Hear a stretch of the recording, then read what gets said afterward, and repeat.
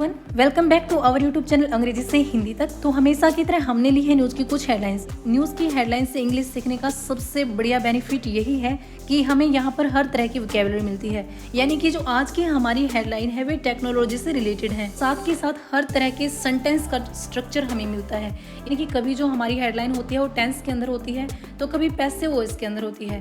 कुल मिला के पूरी जो इंग्लिश है हमारी वो इससे स्ट्रॉन्ग बनती है। यानी हमारी जो इंग्लिश की जो प्रैक्टिस है सबसे बढ़िया तरीके से होती है इनसे।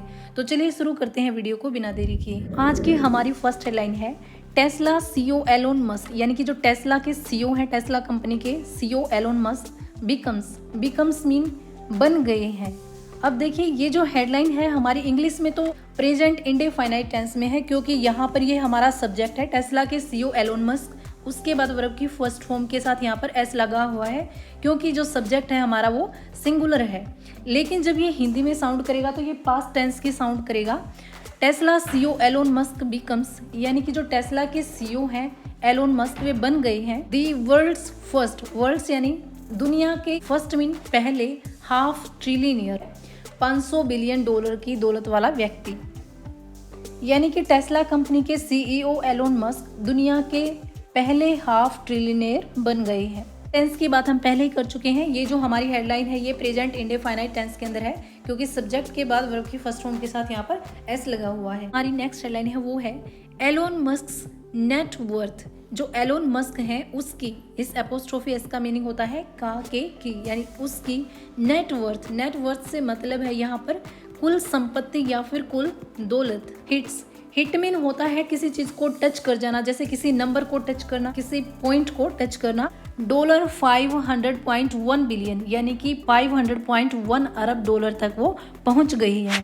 ब्रीफली का मतलब होता है शॉर्ट टाइम के लिए, यानी थोड़े समय के लिए या फिर अस्थायी रूप से। ब्रीफली मीन होता है थोड़े समय के लिए या फिर अस्थायी समय के लिए। इस न्यूज से हमें पता चल रहा है कि एलोन मस्क की जो कुल दौलत है वो अब डॉलर 500.1 अरब हो गई है। जो हमारी लास्ट हेडलाइन है वो है मस्क फॉर्चून, यानी जो दौलत है, फॉर्चून से यहाँ पर मतलब है दौलत या फिर संपत्ति।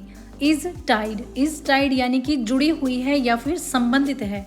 टाई मीन होता है किसी चीज से जुड़ा हुआ होना। क्लोजली मीन करीब से या फिर नजदीक से।